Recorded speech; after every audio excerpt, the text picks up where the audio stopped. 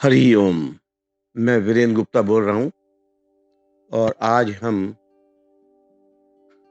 भगवत गीता के तीसरा अध्याय कर्मयोग का 42वां और 43वां 42nd एंड 43rd श्लोक करेंगे। भगवान क्या बोलते हैं, क्या कहते हैं, देखिए। इंद्रियाणि पराणि आहु इंद्रियेभ्य परम मनः मनसा तु परा बुद्धि यहा बुद्धे परतः तु सहा एवं बुद्धे परम बुद्ध्वा संस्तभ्य आत्मनम आत्मनः जहि शत्रुं महाबाहो काम रूपम दुरासदम। भगवान कह रहे हैं कि तू, इसका लिटरल मीनिंग जो मैं पढ़ रहा हूँ, इंद्रियों को स्थूल शरीर से यानी श्रेष्ठ, बलवान और सूक्ष्म कहते हैं। इन इंद्रियों से परे मन है, मन से परे बुद्धि है और जो बुद्धि से भी अत्यंत परे है वह आत्मा है। और क्या है कि इसमें हम ये समझ लें, हम इस बारे में पहले चर्चा कर चुके हैं कि जब हमने विश्लेषण किया था कि हम कौन हैं, तो ये शरीर जो हमको दिख रहा है ये भौतिक शरीर है, 5 तत्वों का बना है। फिजिकल बॉडी कहते हैं या ग्रोस बॉडी या कहते हैं भौतिक शरीर, 5 तत्वों से मिला है। अर्थ, ईथर, अर्थ, वाटर, फायर और आकाश। तो इसका यह है कि मैंने इसको इस तरह से याद रखा था, AEFEW, A for air, E for ether, F for fire, E for earth and W for water. AEFEW। इससे परे सूक्ष्म शरीर है, हमारा दूसरा शरीर है सूक्ष्म शरीर। सूक्ष्म शरीर में 5 ज्ञानेंद्रियां हैं, 5 कर्मेंद्रियां हैं, 5 प्राण हैं, मन, बुद्धि, चित्त और अहंकार है। तो ये 9 हुआ, सॉरी 19 हुए ये, और 5 जो भौतिक शरीर के हैं, तो 24 तत्वों का ये जो तो आप देख रहे हैं। सूक्ष्म शरीर के ऊपर भी कारण शरीर है और कारण शरीर के बाद में कॉजल बॉडी जिसे बोलते हैं और उसके बाद में आत्मा आती है। तो भगवान ये कह रहे हैं कि यहाँ पर कि इस शरीर से परे इंद्रियां हैं, इंद्रियां से परे मन है, मन से परे बुद्धि है और बुद्धि से भी परे अहंकार है, जो अभी भगवान ने यहाँ नहीं कहा है लेकिन आगे चैप्टर्स में कहा है उन्होंने। इंद्रियां जो हैं वो मन को नहीं जानती, पर मन सभी इंद्रियों को जानता है। इंद्रियों में भी प्रत्येक इंद्रिय अपने अपने विषय को जानती है। मन बुद्धि को नहीं जानता, पर बुद्धि मन को जानती है। देखिए, मन बुद्धि को नहीं जानता पर बुद्धि मन को जानती है। मन कैसा है, शांत है या व्याकुल है, ठीक है या ठीक नहीं है, इन बातों की बुद्धि जानती है अच्छी तरह से। इंद्रियां ठीक काम करती हैं या नहीं, इसको भी बुद्धि जानती है। इसका अर्थ यह है कि बुद्धि मन को और तथा उसके संकल्पों को भी जानती है, इंद्रियों को तथा उनके विषयों को भी जानती है।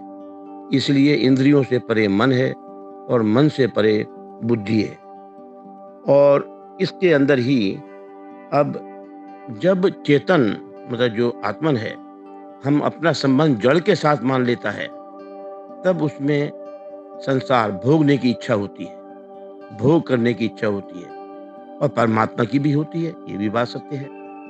जब हम जड़ से संबंध मान लेते हैं, संसार से संबंध मान लेते हैं, तो हमारी भूल सबसे बड़ी यही हो जाती है कि जो सच्चित आनंद है, हमारा वास्तविक स्वरूप, परमात्मा की जो इच्छा है, अभिलाषा को हम संसार से ही पूरी करने की कोशिश करते हैं।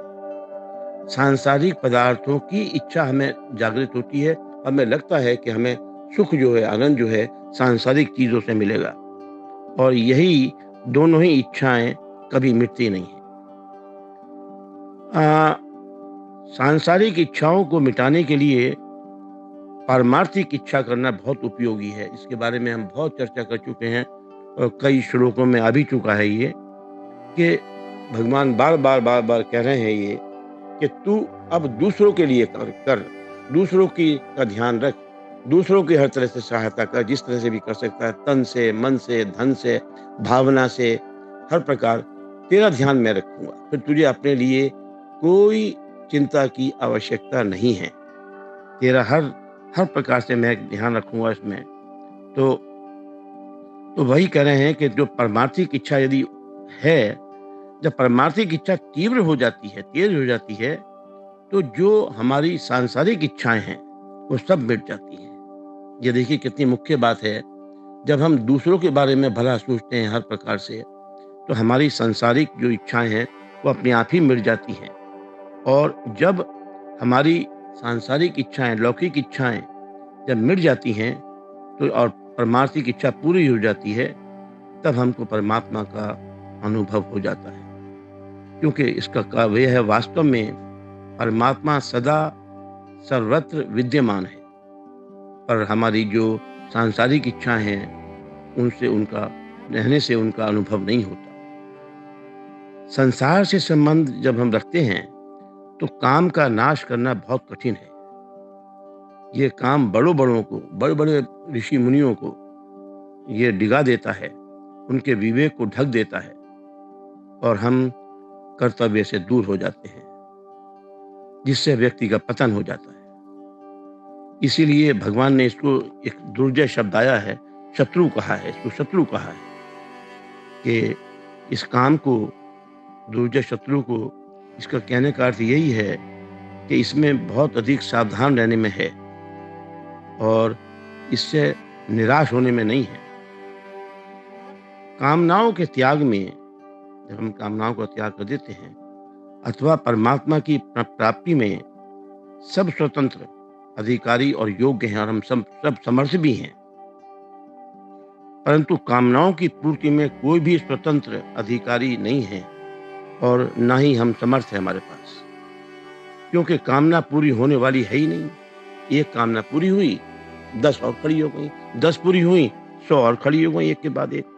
परमात्मा ने मानव शरीर प्राप्ति के लिए, भगवान की प्राप्ति के लिए ये दिया है हमको और जितना हम दूसरों के लिए करेंगे, उतना ही हमारी इच्छा तो पूरी हो गई सारी अपने आप ही भगवान की कृपा से और हम दूसरों के परमात्मा की प्राप्ति में हमें आसानी हो जाती है।